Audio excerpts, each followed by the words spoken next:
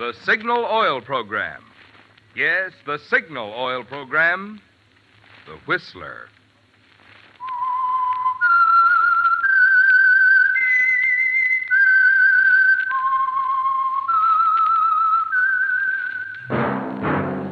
Yes, friends, that whistle is your signal for the Signal Oil Program, The Whistler. The mystery program that is unique among all mystery programs. Because even when you know who's guilty, and you see his every move or know his complete plans, you always receive a startling surprise at the final curtain. In the Signal Oil Program, The Whistler.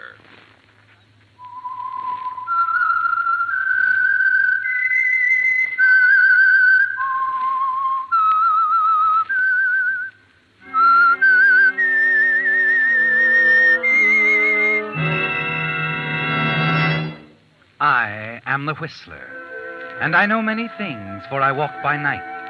I know many strange tales hidden in the hearts of men and women who have stepped into the shadows. Yes, I know the nameless terrors of which they dare not speak.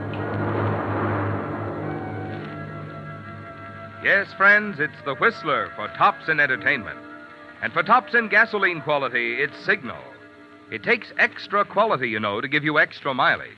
And Signal is the famous Go Farther gasoline. So look for the Signal Circle sign in yellow and black that identifies independently operated signal stations from Canada to Mexico. And now the Whistler's strange story. Golden Opportunity.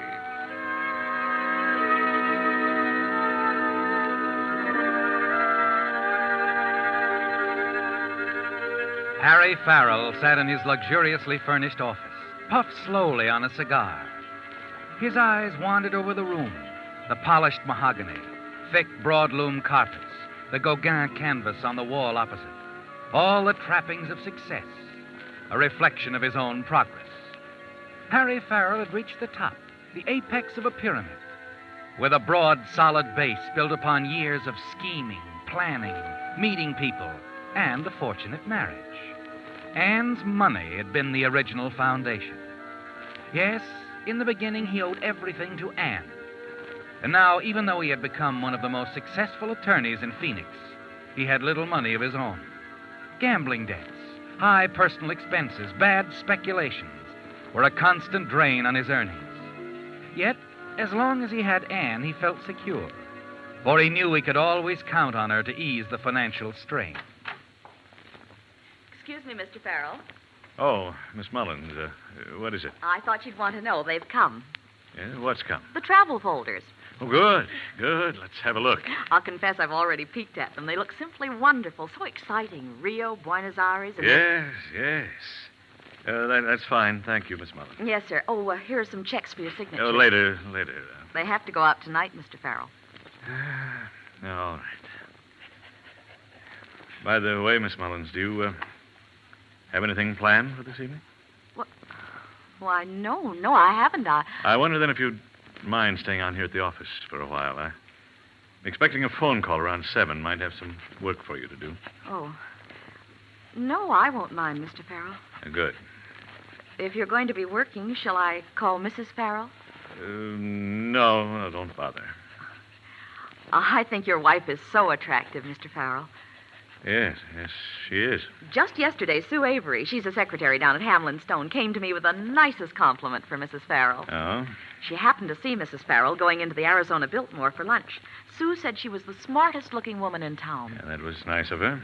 But she said Mr. Walcott, he was with Mrs. Farrell. She said he was the handsomest man she'd ever seen. Well, I don't exactly agree with that. Here are the checks, Miss Mullins. Thank you. Yes, sir.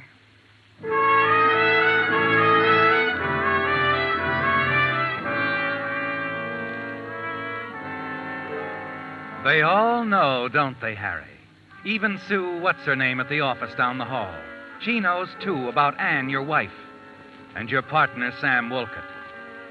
And you've known for a long time, but there was nothing you could do about it. You were willing to let things stand as they were and keep your eyes shut as long as you had to depend so heavily on Anne financially. It really didn't matter. You've forgotten when you stopped loving her. Perhaps you never did.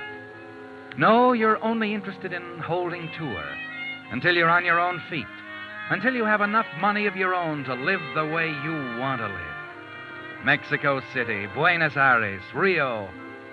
But you know it'll be several years before you can do that, don't you? In the meantime, you turn to your travel folders, and through them you escape.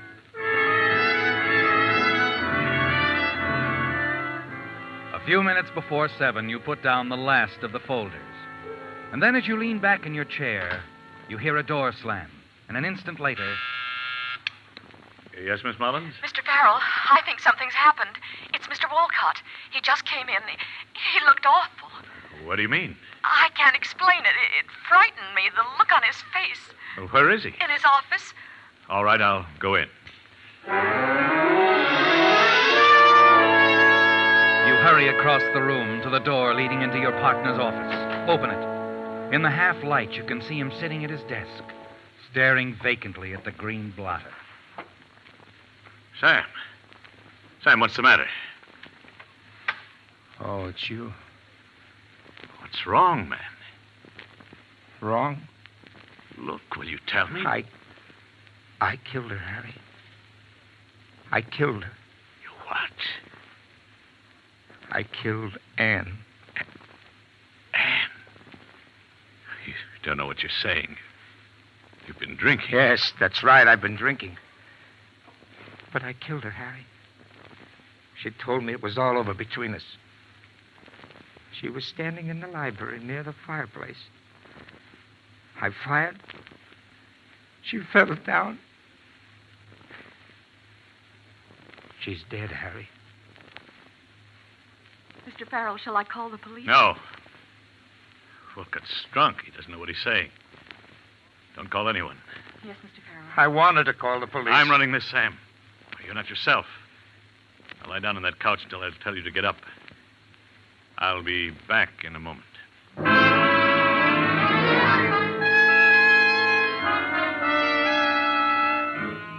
As you walk back to your office, your mind is in a turmoil, spinning, whirling. Your emotions are in a tangled mess. Then, as you close the door behind you, a strange feeling of happiness sweeps over you. Suddenly, you realize you're free.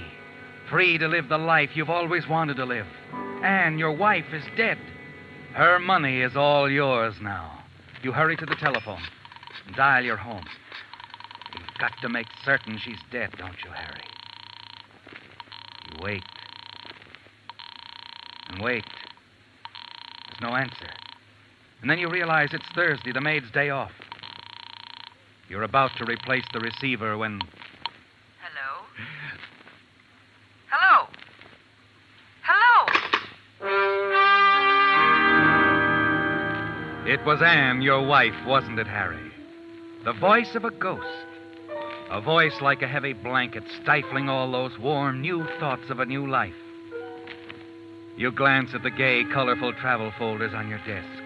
Your dream. The dream that came true for but a brief moment. Anne is alive. She's ruined everything, hasn't she? No. She can't do this to me. I won't let her. I won't let her do this.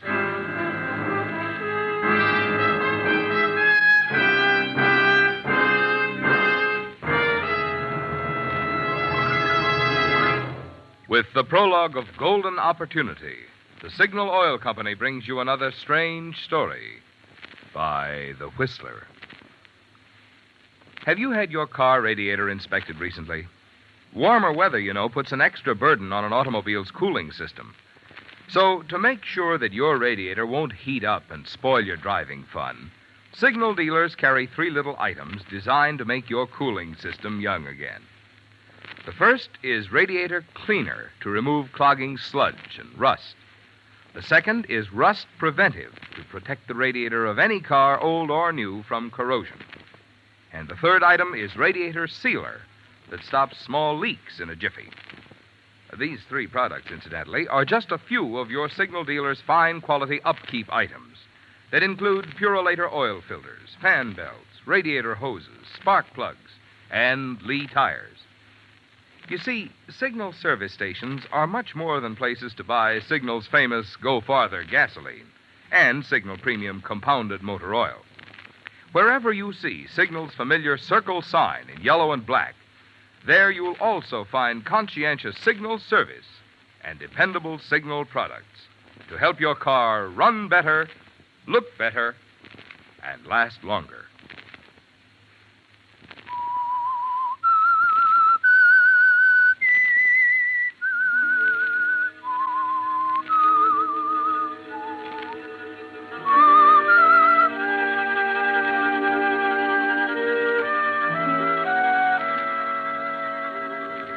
When your law partner, Sam Wolcott, told you he'd killed your wife, there was no feeling of loss, was there, Harry? By his act, Sam had cut away your chains, had made you a free man to live your life as you'd always wanted to live it. Anne's death would have made it possible for your dream to come true.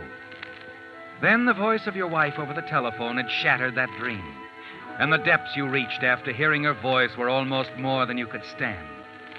And now as you stare at the telephone, you realize you can't let her ruin everything.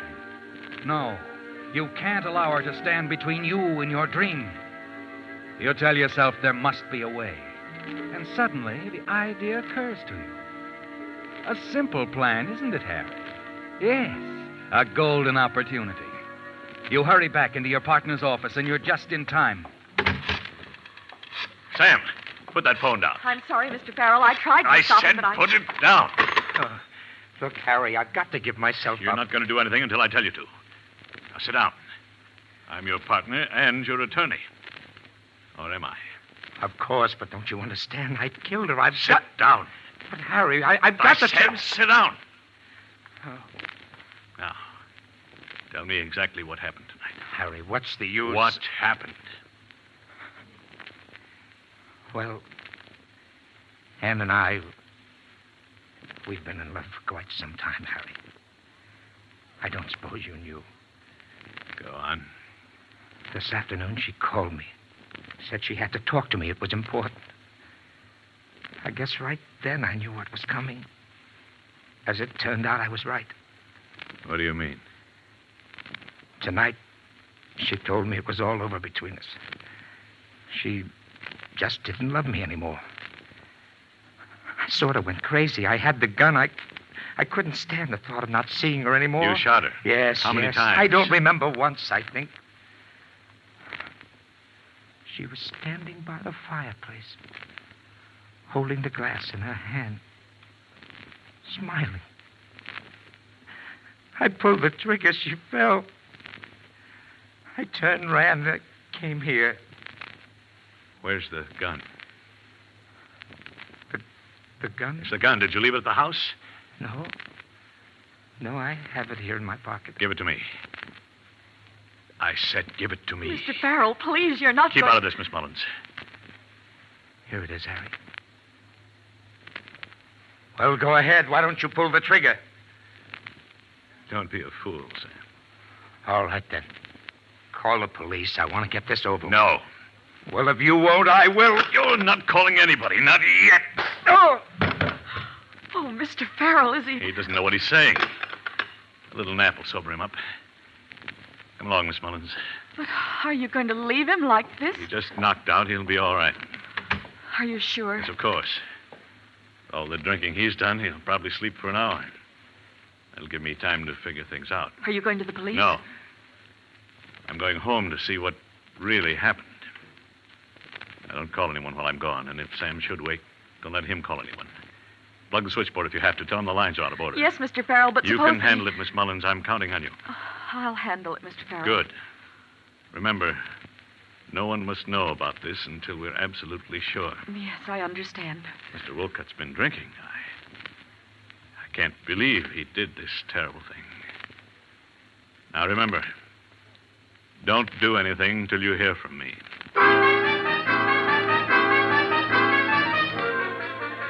Minutes later, you're racing across town with Sam's gun in your pocket. Time is important, isn't it, Harry? Yes, you don't have a second to spare. You've got to get home before something happens to ruin your little plan. It's almost 7:30 when you turn off the narrow canyon road, swing into the driveway. And Then, as you step out of your car and start up the path, sudden fear grips you. The house is dark. Then you know you're too late. Anne is gone. Anne? Anne? You hurry into the library. Anne, where are you? The study is empty, too. Yes, your simple little plan has collapsed, hasn't it, Harry? Anne has left the house. You turn, walk back to the library, and pour yourself a drink. It was the opportunity of a lifetime, wasn't it? A golden opportunity to set up for a perfect murder. And then, as you sink into the heavy leather chair across from the fireplace. Hello, darling. Anne. I was upstairs. Thought I'd lie down for a while. I've had a horrible headache. Anne, Yes? that bruise on your forehead. I just had a little accident. It's nothing, really. What's the matter, dear?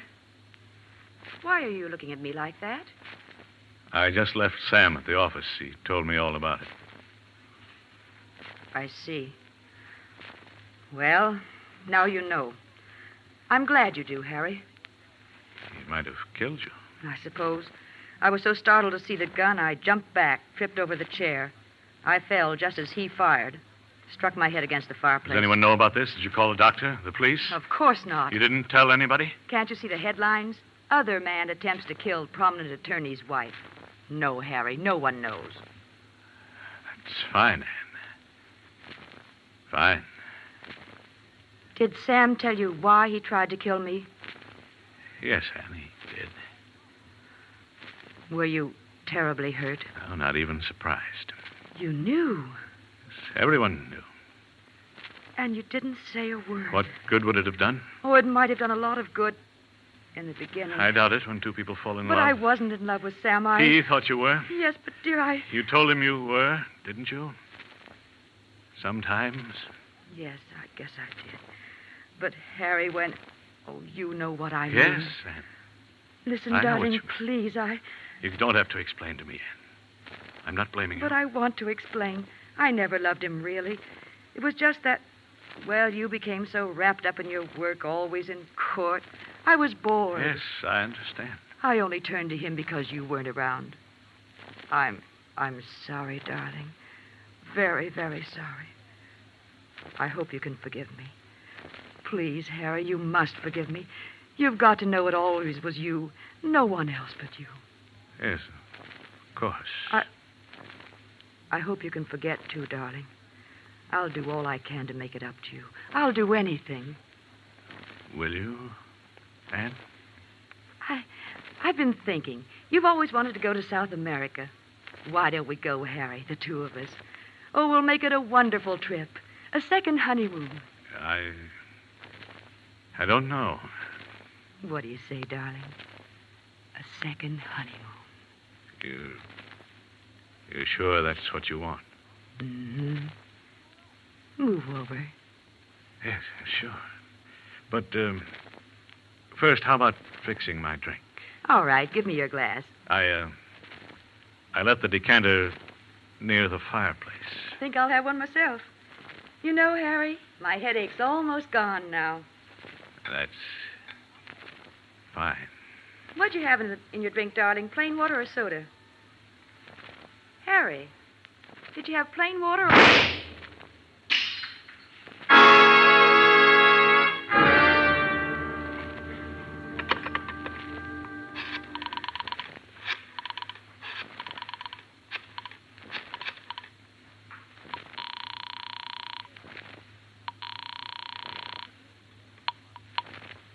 Police Department, Sergeant Williams. This is Harry Farrell, 372 Bedford Canyon Road. You'd better send someone. My wife has been murdered.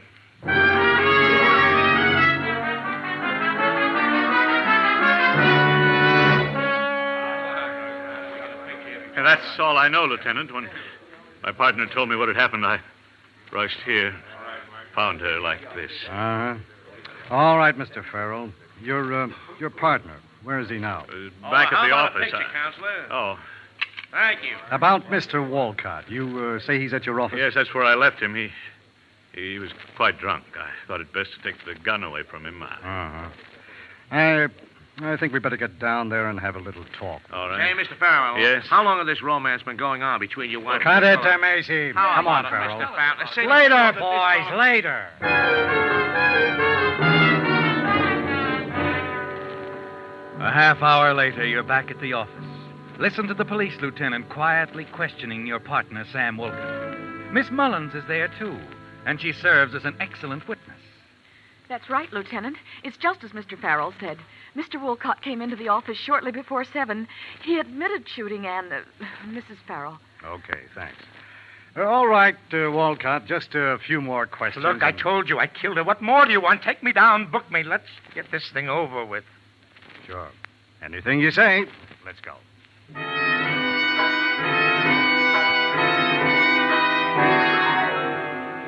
You struggle to keep the smile from your lips as the police lead Sam Wolcott out of the office, a condemned man.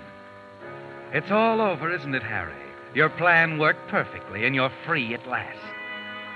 You heave a sigh of relief, walk back to your desk, and then you realize you're not alone in the room.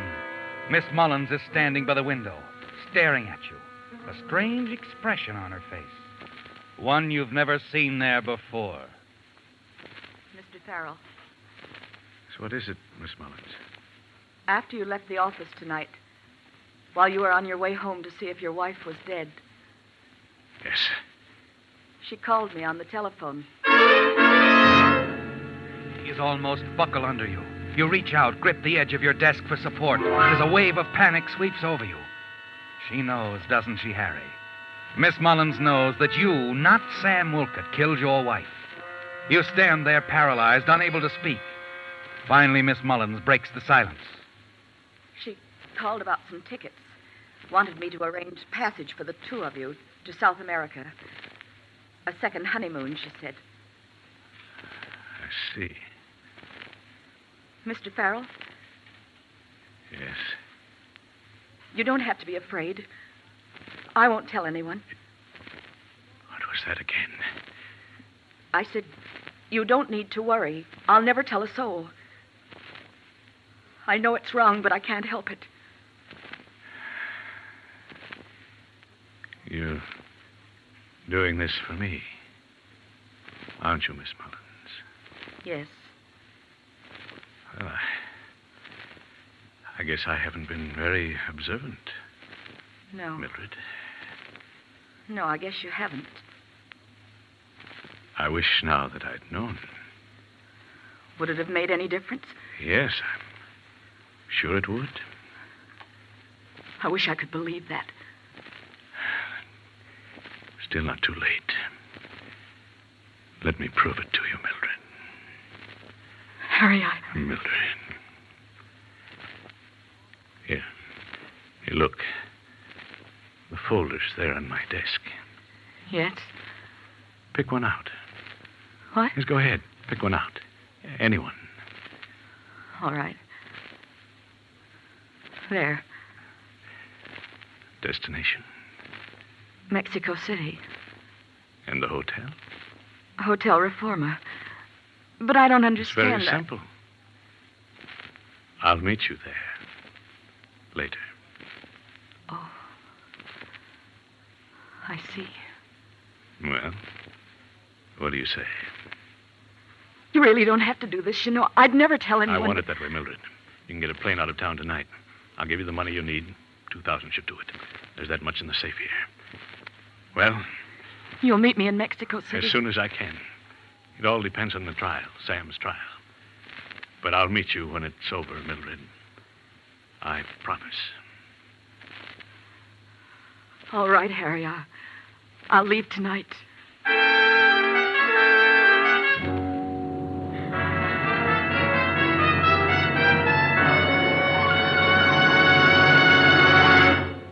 The Whistler will return in just a moment with the strange ending to tonight's story.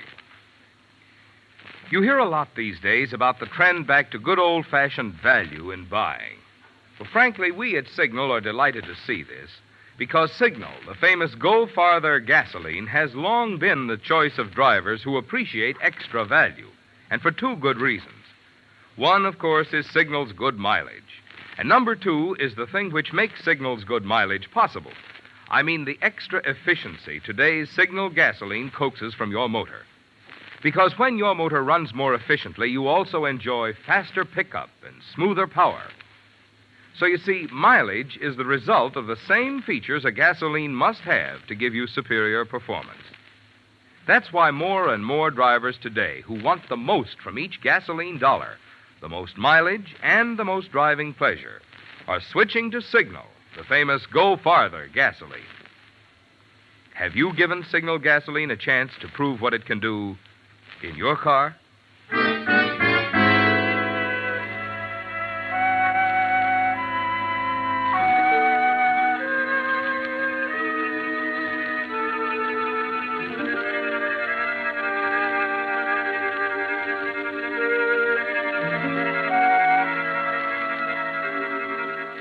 It's over, isn't it, Harry?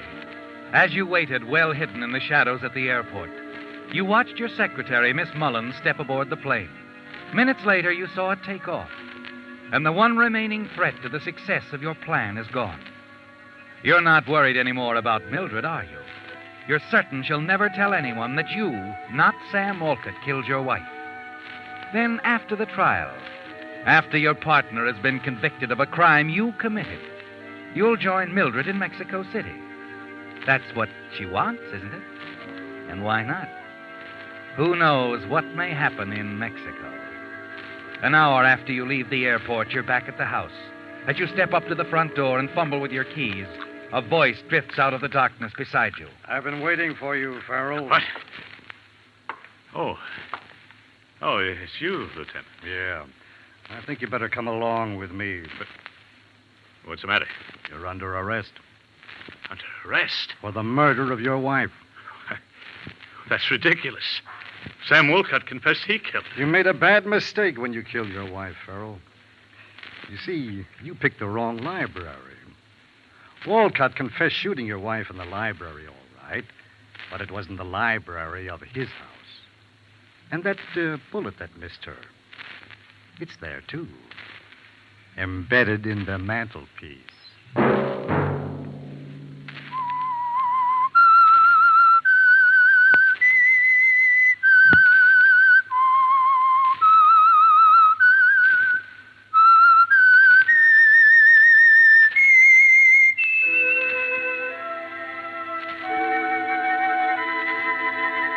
Let that whistle be your signal for the Signal Oil program, The Whistler, each Sunday night at this same time. Brought to you by the Signal Oil Company, marketers of Signal gasoline and motor oil and fine quality automotive accessories. Signal has asked me to remind you, to get the most driving pleasure, drive at sensible speeds, be courteous, and obey traffic regulations. It may save a life, possibly your own.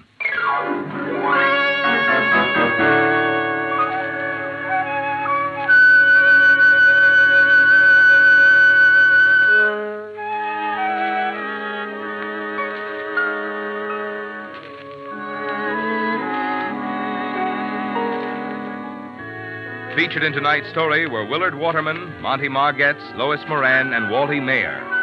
The Whistler was produced and directed by George W. Allen, with story by Harrison Negley, music by Wilbur Hatch, and was transmitted to our troops overseas by the Armed Forces Radio Service. The Whistler is entirely fictional, and all characters portrayed on The Whistler are also fictional. Any similarity of names or resemblance to persons living or dead is purely coincidental. Remember, at this same time next Sunday, another strange tale by The Whistler. This is Marvin Miller speaking. This is CBS, the Columbia Broadcasting System.